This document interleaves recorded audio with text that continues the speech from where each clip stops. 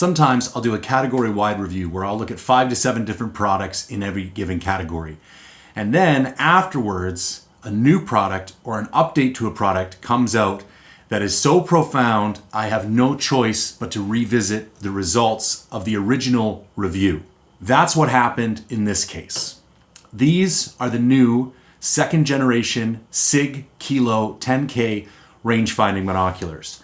Now, I did a very comprehensive rangefinding binocular review, which you can watch right here, where I looked at multiple different binoculars, compared them across multiple different categories, and kind of came to my conclusion about what was the best binocular at the time. While the original Sig Kilo10Ks were incredibly competitive across many of the categories, and in fact, when it came to the power and the accuracy of the laser, the intuitiveness of the menu, and some of the other items, not only were they competitive, they actually had first place. But unfortunately, there were some major issues with the glass and the coatings that I just couldn't let slide.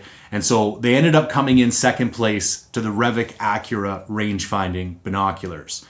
Shortly after that review, Sig reached out, said they'd launched the second gen, and they really wanted me to take a look because they felt like they had not only addressed some of the issues I had, but put some other significant improvements into the second gen that made them a substantial leap over the original first gens that I'd reviewed. So I have had these for 4 or 5 months now. I've taken them on 3 hunts.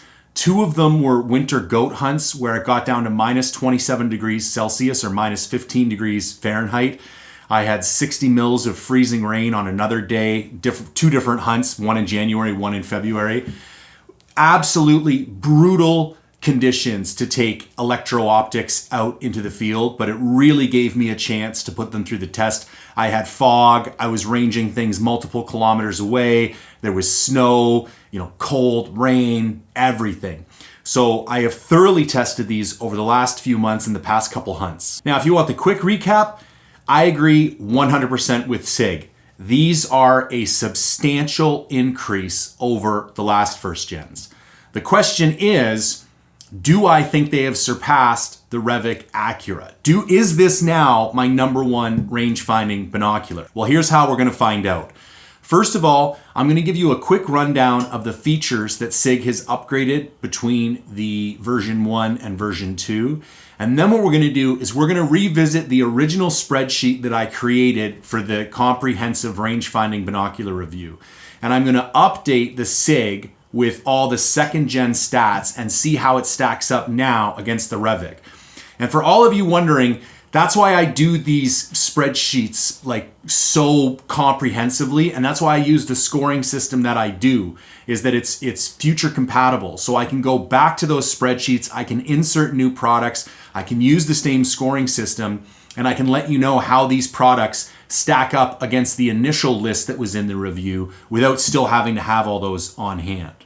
After all that's done, I will then do a nice little clean wrap up and let you know where I stand with my final conclusion and recommendation in the second gen Sig Kilo10K binoculars. Now, before we dive into that, I have a major outfitting announcement. And technically, I'm sharing this early on this video because it's still kind of in the works and there's still a couple pieces of paper to be signed.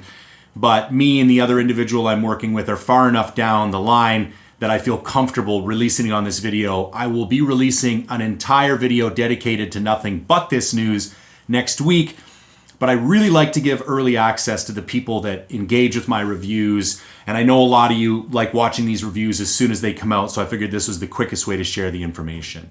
So everybody knows I started Mindful Hunter Outfitting last year. I bought some archery mule deer tags in Alberta. I was leasing some bear tags in British Columbia. Things were off to a great start. I had lots of interest. I was getting lots of bookings. It was fantastic. There's one piece missing. The dream has always been my own British Columbia territory.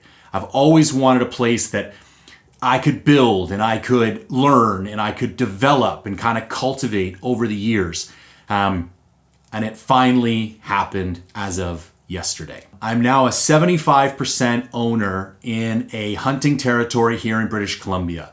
The previous outfitter has retained a 25% ownership. That was something he wanted. That was something I wanted. I'm really grateful for his partnership. He's been outfitting for a very long time. He's a very experienced guy. He knows this area very well. So I'm super grateful for the partnership that we're going to develop, and some of the things that we're looking to do together moving forward. It's super exciting. But so what does that mean for the hunts? What does that mean for this year? What does that mean for my hunters? I'll keep it quick because this is a range-finding binocular review, not an advertisement for Mindful Hunter Outfitting, but I'm super excited and I wanted to share this news. So what that means is all of my bear hunts will be taking place in that territory this year. This territory is bigger. This territory is better. This territory has more backcountry access. It has bigger bears. It is better in every way, shape, and form. In addition to that, it has more lower areas, which means I can open up an extra week of hunting. So I'm now opening up a spot for 2 hunters the week of May the 4th. I also still have 1 week open for 2 hunters the week of June the 8th. Now, here's the really big news. I am now offering backpack goat hunts and backpack mule deer hunts. And the mule deer hunts are in the rut and they can be any weapon.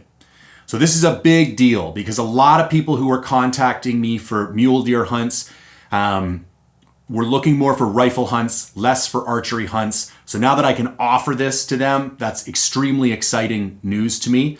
And I hope a lot of other people are really excited about it as well. Much like the bear hunts, I'm gonna run everything at a discount for my first year because I believe people who support me right out of the gate should be rewarded for doing so. So I'm discounting both weeks of bear hunting. So if you want to in on that, give me a shout. I have 1 spot for a backpack goat hunt in the fall of 2025. That's this year. Goat hunts are not cheap, but I am going to be offering this at a pretty significant discount. It's an any weapon backpack goat hunt. So going up into the high country, glassing for goats, spike camp, the whole 9 yards. Also, I will be offering 2 any weapon rut rifle mule deer hunts. You can bring archery equipment if you want, but you're allowed to use a rifle. So if you want any information, bear hunts, mule deer hunts, goat hunts, shoot me an email, j@mindfulhunter.com. Okay, let's start off with some of the functional differences. There is a much improved compass. They've added external wind buttons so you can quickly add your windage without having to dive into the menu system. In addition to that, they've added more memory so you can keep more profiles. You can have just more complicated information stored in the software. And there's been a pretty significant update to the arrow mode that is on here. So if you're an archery hunter, you can do your drop and your cut slope calculations directly in these binos, and you just switch back and forth between the 2 modes. The only thing you need to enter is your arrow speed. It's very intuitive. It works extremely well. Now, the next improvement, which plays directly into the glass quality, is that they have significantly improved the 2nd generation matrix display. So let me get into the weeds a little bit and explain why there was such a bad blue tint on the first version. So basically, what range-finding binoculars do is use what's called a notch filter. And that will essentially only let through a certain wavelength or a group of wavelengths of light. Now, the notch filter that you use in range-finding binoculars is for red light, and that is so you can have the red heads-up display on the glass of the binocular. The other scopes that use this are red dot scopes. Now, the drawback of using a notch filter is that you're kind of highlighting all the bluer colors and low lighting all the red colors, so you end up with a blue tint to your visual landscape. Now, because the first generation matrix display, it was quite dim, so they had to have a very aggressive notch filter in order for you to see the display. Now, there is a bit of a trade-off in battery power here. Because the display is so much brighter, it does take a little bit more juice from the batteries, but this was a no-brainer for me. I would rather change batteries every now and then.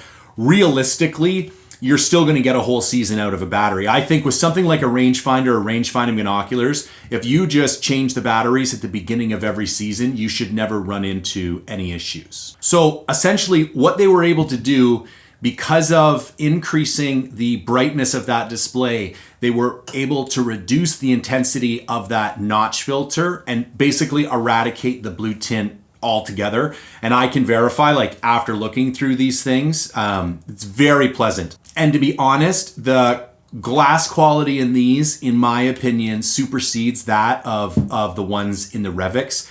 It's still not going to be as good as like a Zeiss or a Leica, but to be honest, the range finding capacity and capabilities of these so far surpasses the Zeiss and the Leica. The menus are so much better. It's like for any minor improvements you're gonna get in glass quality, I think the price you have to pay is just too significant. But I'll save those details until we get to the category-wide assessment. So on that note, let's jump into some categories. The previous 10Ks were retailed at $24.99, which tied them for third place in the other assessment out of the 6 binoculars that we looked at. These ones now retail for $26.99. I think an increase in $200 is well worth it for what you get. On my old spreadsheet, I had the 10Ks being made in China. These ones are now officially assembled in Taiwan.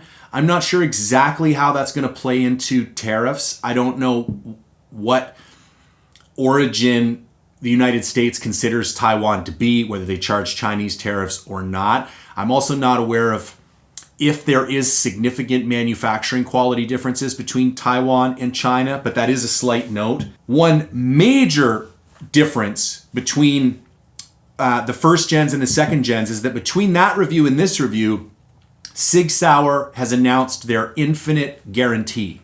So basically what they have done on all their electro-optics, and this is retroactive, so it doesn't matter when you bought your rangefinder, your binoculars, your image stabilizing binoculars, there is a lifetime unconditional guarantee. You can throw these things off a cliff, drive over them, they will replace them no matter what. I think this is the smartest thing Sig has done in quite a while, and they do a lot of smart things in my opinion, but with such a brand new category like image stabilizing binos and really high-end range-finding binoculars, how do you know they're still gonna work in 5 years? And when you're paying that much money for something, I think you need a little bit of peace of mind. So that was the other thing that kind of, they lost a couple points for that on the previous review, but I would say they now have a best-in-class warranty, so it puts them head and shoulders above most of the other options from the previous review. Weather resistance, still IPX4. Personally, I'd like to see IPX7. However, I put these through the paces and I did not experience any negative drawbacks. You know, it was funny. It was so cold on that hunt, my InReach was actually shutting off in my tent. Like I would be texting somebody and then the InReach would just, I'd get an error message that it was too cold and it would just shut off. Never once did my binoculars cease to work. Every single time I took them out and went to do a range, there was no hesitation. Like I said, they worked flawlessly all the way down to minus 27 degrees Celsius. If we look at the glass quality, it was ranked 4th place last time, behind the Revic Acura. I would switch places now. I would say first place was still the Zeiss Victory, second place was still the Leica Geovid, then I would put the Sig Kilo10K second gens in third place. I would put the Revic Acura in 4th place. If we go over to lens coatings, I would do the same thing, except I would give them a tie with the Revic Acura. So I gave the Zeiss and the Leica a tie for first place for their coatings. I would now give the Revic and the Sig Kilos a tie for second place for their coatings. The first gens were originally in 5th place, so that is a significant improvement. Now looking at user interface, Sig is still in 1st place. Integration, Sig still gets 1st place, and that was my attempt to score how well the binoculars integrated with an app and your smartphone. And they've gotten even better since the first gen. So now they have complete integration with Onyx, so you can lift them up, you can range like a face, you know, a mountain face, you know, 1.5 kilometers away. And when you range that, it will actually drop a pin right in your Onyx. I do want to mention one thing though, because it was like a little hidden and you wouldn't think you would have to do this, but by default, the app is set up to use the Onyx compass. So when you go to take a range, you look down at Onyx and it will actually just bring up your compass and it doesn't drop a pin. You need to go to the BDX 2.0 app. You need to open up the rangefinder, take a range.